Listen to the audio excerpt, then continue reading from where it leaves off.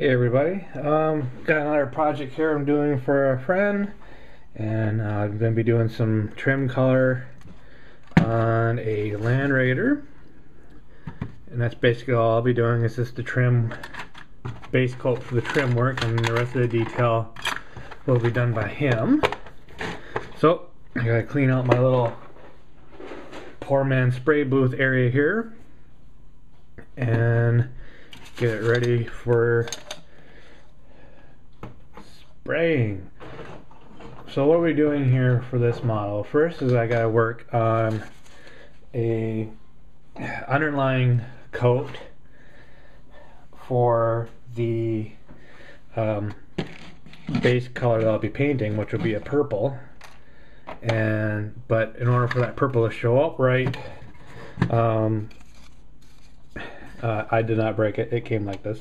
But in order for the purple to show up right, because I have to reduce it down in order to spray, the pigment's going to be, the pigment count's not going to be as high, and it's not going to show up very well.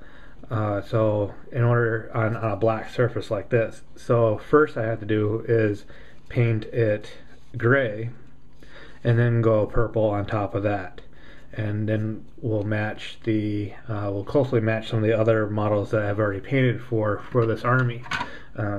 Matching the same purple is the intent. If you remember, I did a dreadnought, an ironclad dreadnought, and a drop pods. Yes, I did plural drop pods in the purple, so I'm going to try and match the same thing.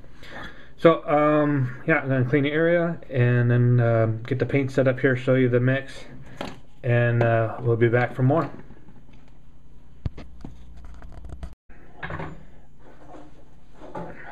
Alright, so the items that we'll be using here for this project are, we'll be using a Badger Anthem. This is the 155 model. I think it shows up, yep. And we got ourselves a mixing container, and we got a smaller container that we'll use for our parts measurement. And so we'll be using the Liquitex Natural Gray is what we'll be using for our first layer. And I'm gonna go one part, probably one part of this, maybe two parts, we'll see. But right now for this experiment, it's going to be one part gray, it's going to be one part Liquitex matte medium, one part Airbrush medium, and then the other part will be Blix matte acrylic extender. I plan to do a separate review for this shortly, and well, in the future, you get what I mean. So let's go ahead and I'm gonna put the airbrush down. Let's go ahead and just mix this up. Get a stirring butt end of a stick to. So here we go. We'll just fill this up here. Oh, gassy.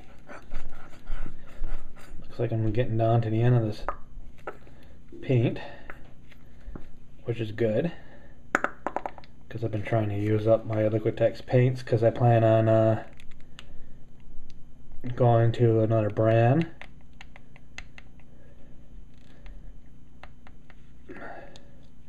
Not that there's really nothing wrong with the Liquitex paint. I've been using them quite a bit for my models, and has been holding up well. But for my art supplies, I don't know if I mentioned it once before, I intend to do, my intentions are to use all American made products for my art supplies. That's what my hopes and intentions are to do. I've used the Liquitex medium quite a bit, and those I might continue to use. Depends on what I can find for an alternative. Now I have been using I've been using golden red paint But that's another review, or revisited review in the future here. So now we'll put now I'm just filling this up with matte.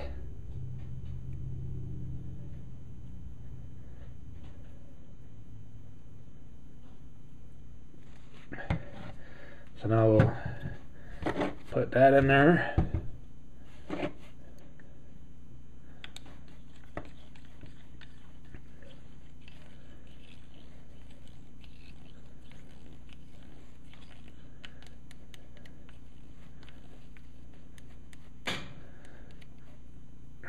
Alright, so that's pretty decent. Now we'll put in,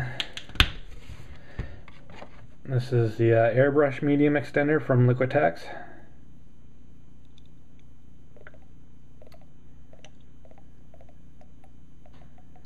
There we go. One part of that. Throw that in there. Now we'll use the extender. Now the extender is a product I've been using that so basically what the extender does is increases the length of drying time.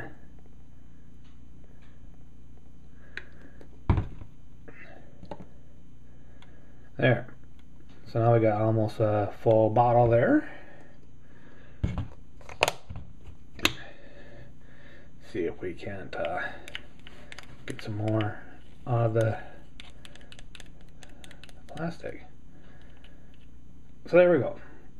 Let's go ahead and get this stirred up. And we'll be back when we're done stirring. Oh. Alright, so I got the paint mixed up. There is a little bit of issue. It didn't seem like the paint broke down very well, so there are some clumps. Not big clumps, but probably enough to block the needle. Since I have my plastic tube only goes down so far, hopefully the heavier particles will set to the bottom and I won't have to worry about it. Alright, well, we will see how it goes.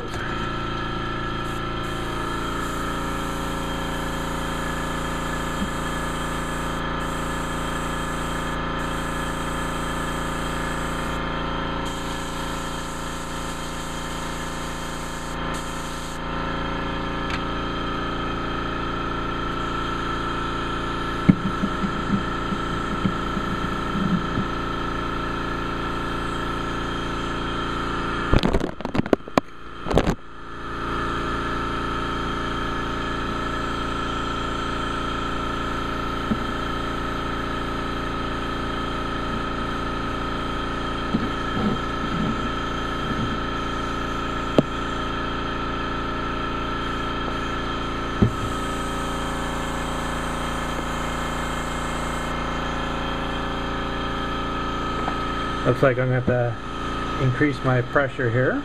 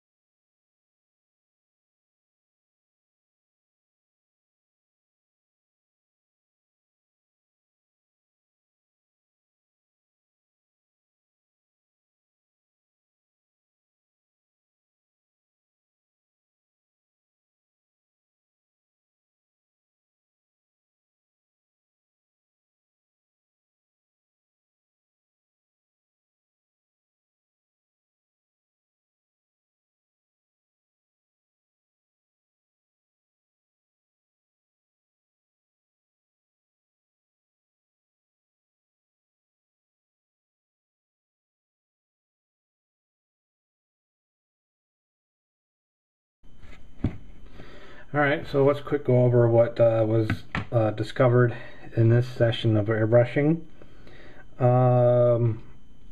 Here's the top panel. It still requires some coats because you can see there's some shaded areas in here that need to be touched up, and definitely the inside here needs to be worked. You can tell because it's there's some black areas. So what happened? Well, I had to reduce the mix. How many times? I think 3 times. I had to reduce it 3 times after I made the first batch. I was having some problems with paint flow. It was taking a little. I really had to pull the trigger back for paint to come out. When I first experienced that, what I did is I went ahead and increased the air pressure from the 5 psi to 20 psi, but that wasn't really helping the situation. So then I reduced the paint down with a more airbrush medium from Liquitex, swirled that around a little bit in the cup, and then began the process of spraying again. And I still was having some problems where it really required me to push the trigger back almost all the way to get paint out. So I dumped the paint out of the container here back into my mixing cup, and then whatever I had left for space, I filled that up with water and then mixed that up. So then I had the solution reduced down fairly well, that it came out smoothly, but then I had my pressure at I still left my pressure at 20 psi. The benefit of the higher pressure is that I did not experience that much tip dry. The downside of the higher pressure, though, was that because the reduction of the paint, now the paint was flowing through better. The further back you pull on the trigger, of course, the more paint you'd have come out, and you'd get the caterpillar effect. Basically, the caterpillar effect is if you have it concentrate on one spot too long, too much paint comes in with air pressure, and this will happen to your non-absorbent surfaces such as plastic, and then the air pressure will cause the paint to caterpillar out to the sides. I had that happen to me in three areas. One right down here, which I've managed to cover up pretty good with the layers of paint. Then I had one occurrence here, and then the other occurrence, you can see the bright spot right here. That's where I had it pull up really quick. Fortunately, I managed to move the airbrush off the side before it caterpillared out. There's other areas on the side over here that are patchy, where I had a lot of paint coming out, and I quick moved it before any caterpillar effect would occur. So the airbrush itself, I had this isn't the same airbrush, this is my Crescendo 175, but the other one's hooked up. But I had, in working in these tighter areas, say like this spot here between the door and the sponson, I did have my airbrush about this close. That was the reason why I turned off the camera when recording, is because I needed to get closer to the model. And so that was basically what was done here for that. Then is less paint, but still kept the air pressure coming out, and just working with the triggering. On this door here, I got a little bit of overspray onto the door. You can see on right here, and that was just me going too fast. I pulled back further on the trigger to get more paint out, and I was trying to cover the area so it wouldn't caterpillar out on me, but in trying to be fast about it, I ended up getting just a little bit of overspray on here. Here on the door edges on this side is coming along pretty good. You can see like right here in the hinge area that I hardly got any overspray there.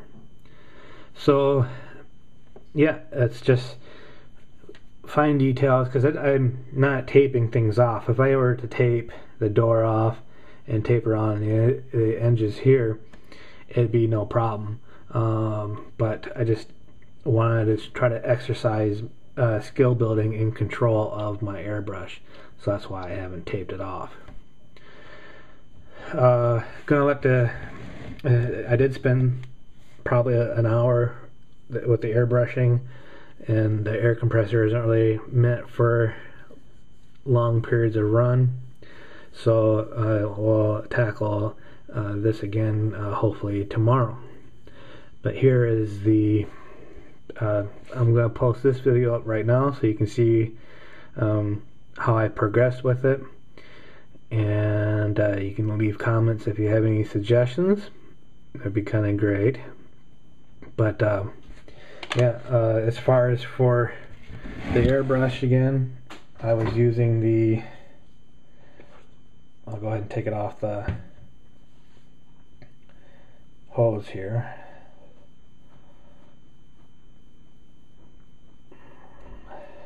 I also noticed when I was changing my pressure on my regulator that I have some air leaks against where I put the filter trap, so I'm going to have to tape that down. Things to comment between using this and the Crescendo 175. I'm going to have to send this in to Badger to retrofit because it is experiencing some issues. This was my first airbrush, so this is what I learned with, and I do like it a little bit better. I think it fits my hand better because it is a bigger, thicker airbrush, and weight wise it's heavier too. Even though this is plastic here, it definitely feels heavier, and I kind of like that weight. But my real complaint in differences between the Crescendo and the 175 is the trigger. The trigger here stands roughly taller than the 175, and the other thing is that the trigger is angled on the 175 and the 155 is not.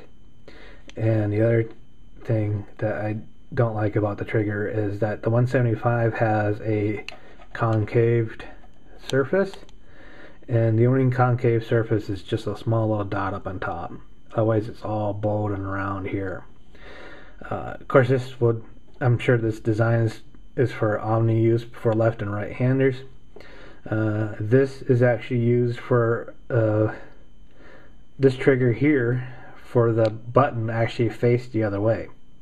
For whatever reason, it felt comfortable for my hand to turn it, to take it out, take the needle out, flip it around, and have it face the opposite direction. But you can see where the where it's got that nice little concave for my finger to fit in, and it has the grit on it too to help with my traction. Whereas the 155 does not. It's just that little dot on top and a little bowed. It's not concaved, it's bowed out, and I just find it kind of hard to get my finger in there for control. So I'm going to probably try to cut out some sandpaper and glue that on top and see if that will help, at least for my finger traction. But I definitely would rather have the concave button. I don't even think the newer Crescendo 175s that they make have this button. I would say I just would try. I don't think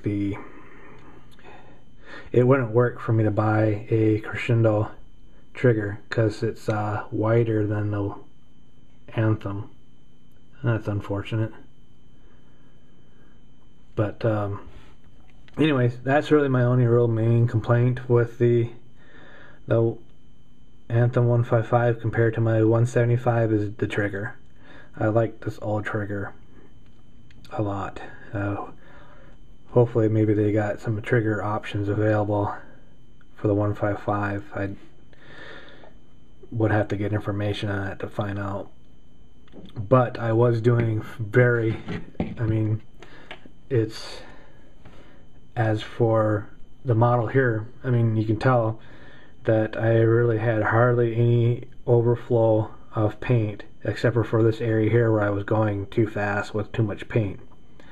But I had some really fine, this is just a medium needle, and I remember from the video that was shown on Wargamers Consortium, the size of the needle doesn't mean the size of the detail. It's the type of medium that you're using, which I was using acrylic paints, so I was using a medium needle, and I was getting some very fine lines by allowing very little paint to come through, and add it close to the model. I mean, I was like roughly, I was pretty close. I was about like this close a few times when painting. And that was air down, then slowly bringing the trigger back until paint came out. And then if the paint was coming out too fast, well, then you had to bring it back down.